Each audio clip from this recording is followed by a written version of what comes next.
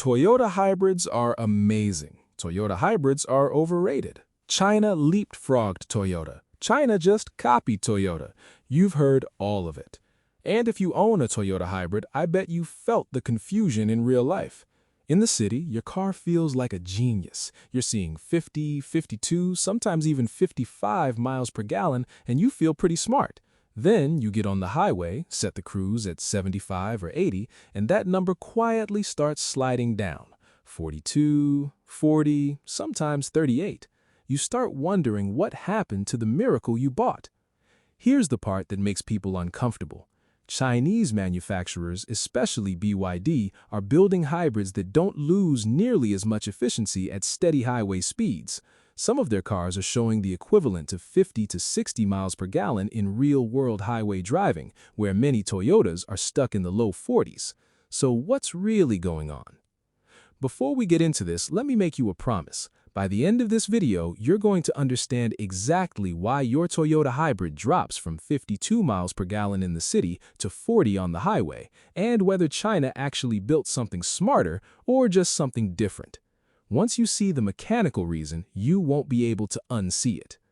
If you want car content that respects your intelligence, doesn't talk down to you, and actually explains both the engineering and the real money side of ownership, hit subscribe. This is for people who keep cars for years, pay their own repair bills, and want the truth instead of marketing slogans. Now, let's talk about what's actually happening under the hood. From an engineering perspective, Toyota's hybrid system was never primarily designed to win highway MPG contests. It was designed to dominate city and mixed driving, and it does that extremely well. Think about typical city driving. You're stopping and starting, you're braking a lot, you're rarely at a steady speed for long. In that world, Toyota's planetary power split system is brilliant. The electric motor can move the car by itself at low speeds. The gasoline engine can shut off completely at stops. Every time you slow down, you recapture energy instead of turning it into brake heat. The system constantly blends power in the most efficient way possible for constantly changing conditions. That's why you see those headline city numbers. The system is living in its sweet spot. Now change the conditions completely. You're on the interstate. 75 to 80 miles per hour, cruise control locked in. The road is flat and you're just eating miles for hours. Suddenly, the advantages that made the hybrid magical largely disappear. There's almost no braking, so almost no regeneration. The electric motor isn't doing heavy lifting anymore. The gasoline engine is running almost the entire time. And here's the detail that explains the MPG drop. Toyota's so-called e-CVT is actually a planetary gear set. It has three main connections: the gasoline engine, one motor generator that can make electricity, and another motor generator connected to the wheels. Even at steady highway speed, the system is constantly balancing torque between these three elements. Some of the engine's power is still being routed through the electrical path, converted to electricity, and then converted back into mechanical power to keep everything in harmony. Every time you convert mechanical energy to electrical energy and back again, you lose a little bit. In city driving, those losses are hidden by all the regeneration and engine off time. On the highway, they become noticeable. That's the real reason your 52 miles per gallon car turns into 40 when you're just cruising.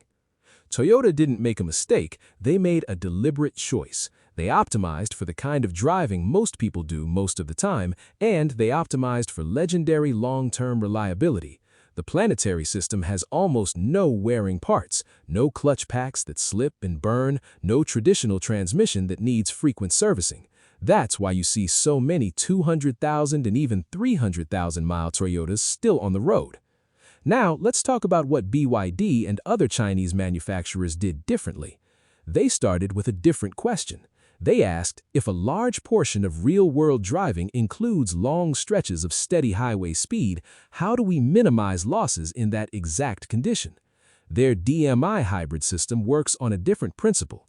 At low speeds, it behaves like a pure electric car. At moderate speeds, the gasoline engine often runs as a generator, making electricity for the drive motor. But at steady highway speeds, the system can switch into a direct mechanical drive mode, where the engine is mechanically locked to the wheels through a fixed gear. That single change is huge.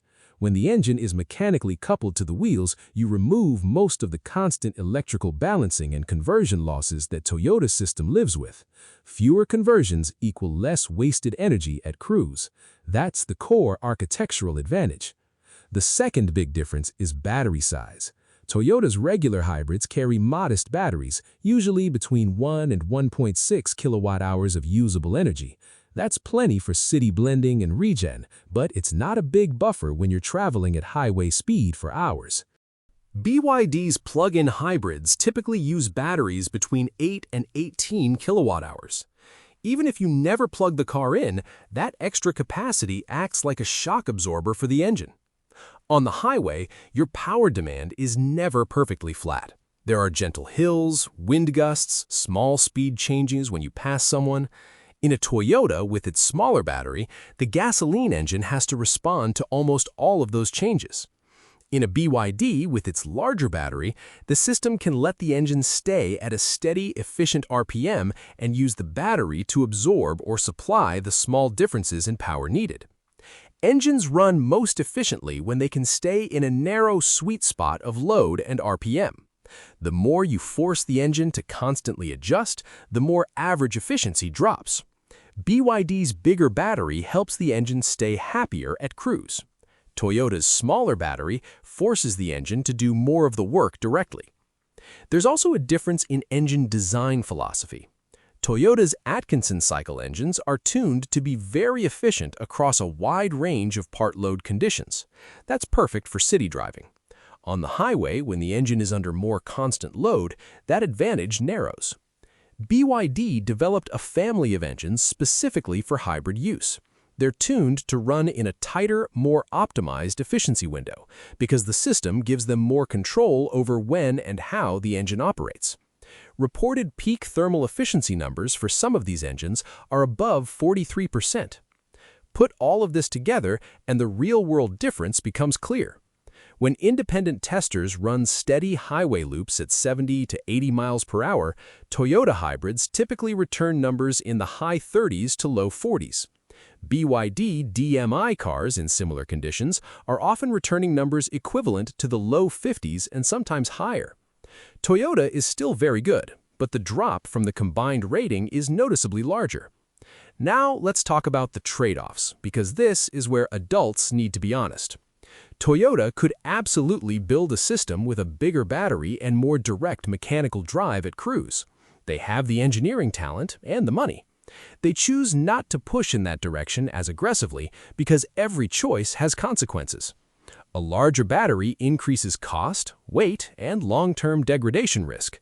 More complex operating modes mean more electronics, more cooling systems, and more things that can eventually need attention. Toyota's reputation is built on legendary reliability and low ownership costs over many years. They protect those margins carefully. BYD is playing a different game. They are optimizing hard for electrification performance and headline efficiency numbers. They are willing to accept more complexity and larger batteries to win on paper MPG, especially at highway speeds. Neither company is stupid. They are simply optimizing for different priorities. So if you mostly drive in the city or in mixed suburban traffic, Toyota's system is still one of the best choices you can make. It's proven, it's durable, the service network is everywhere, resale value stays strong.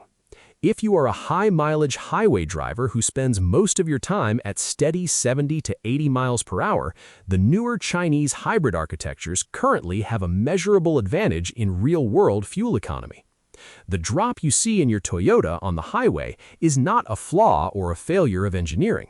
It is the logical, predictable result of a system that was deliberately optimized for urban and mixed driving conditions rather than perfect steady-state highway efficiency. China didn't magically solve a problem Toyota couldn't see.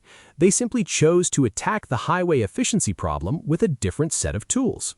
Bigger batteries, more direct mechanical drive modes at cruise, and engines tuned for narrower operating windows.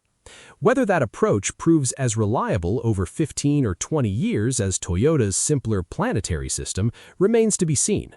Toyota has decades of global high-mileage data.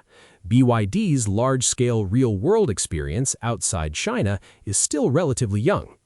The smart question isn't which company is better. The smart question is which compromise matches the way you actually use a car. If you drive 20,000 highway miles a year and replace cars every 6 or 7 years, the extra highway efficiency from a BYD-style system might save you real money at the pump. If you drive 12,000 miles mixed years and plan to keep the car for 12 or 15 years, Toyota's conservative, battle-tested approach is still very hard to beat. Every hybrid is a collection of engineering trade-offs. Toyota bet on simplicity, durability, and urban dominance. BYD bet on electrification performance and reduced conversion losses at cruise. Now that you understand the architecture behind the numbers, you can make a clear-eyed decision instead of just believing the marketing. That's what this channel is for.